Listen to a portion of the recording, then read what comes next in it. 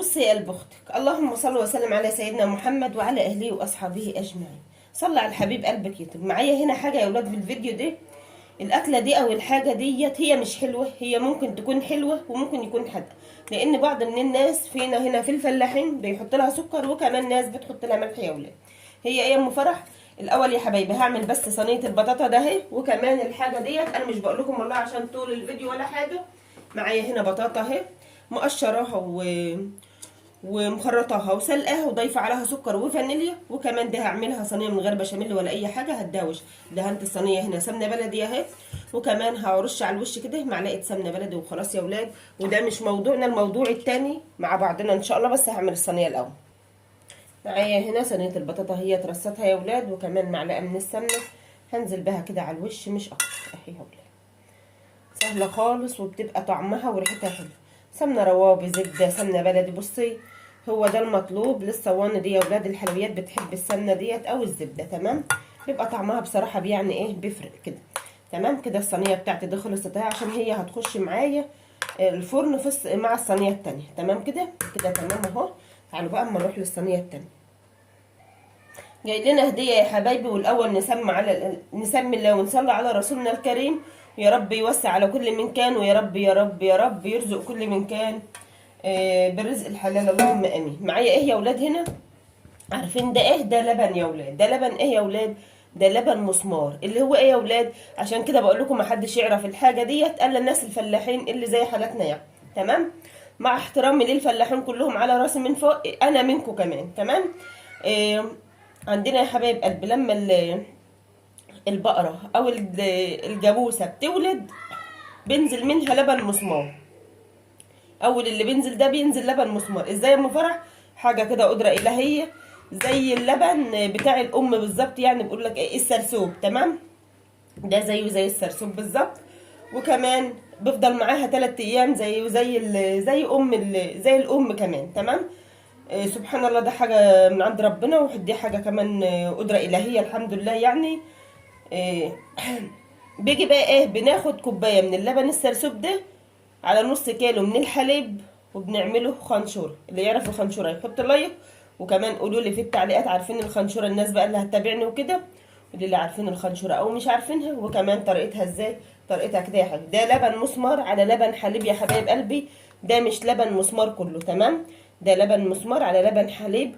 يعني انا جهزتهم في الازازه على بعضهم لوقت ما هعملهم. تمام. بالشكل ده كده. عشان كده بقول لكم اللي بيعملوا حلو واللي بيعملوا حادق. تمام. بسم الله اللهم بارك. بسم الله الرحمن الرحيم. اهو هو بيبقى لونه مش ابيض يا ولاد.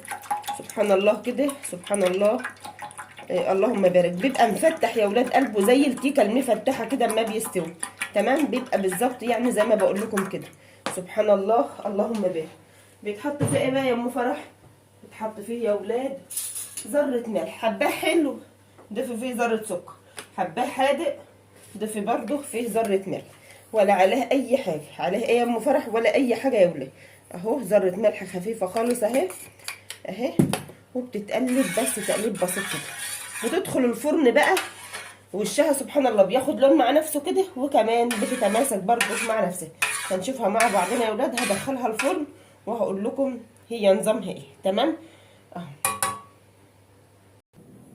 كده يا ولاد. بسم الله ما شاء الله. شايفين جمال الصينيه؟ هي سخنه لسه. بسم الله ما شاء الله. ريحتها وطعمها بيبقى حاجه كده يا ولاد ايه، فاخر من الاخر اهي. اللبن ده ما بينفعش الا من المواشي عزكم الله، اللي بتبقى والده بس، زي السرسوب زي المسمار، هو اسمه كده يا ولاد. تمام. نقطعك منين يا حلوه يا عسوله انتي اهي اهي. وكمان الحاجه دي يعني الفلاحين ما بتطلعهاش الا للناس الغاليه عليهم يعني، كمان يعني ربنا يهدي حال الجميع. يا رب ارزق كل من كان، ووسع رزق كل من كان يا رب، وبارك لكل حد في حاجته يا رب، اللهم امين يا رب العالمين. بارك للجميع يا رب. بسم الله ما شاء الله اهي يا ولاد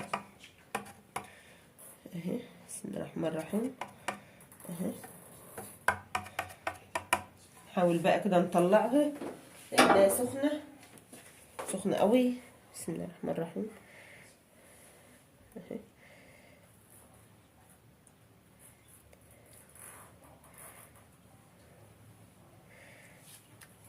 بسم الله الرحمن الرحيم.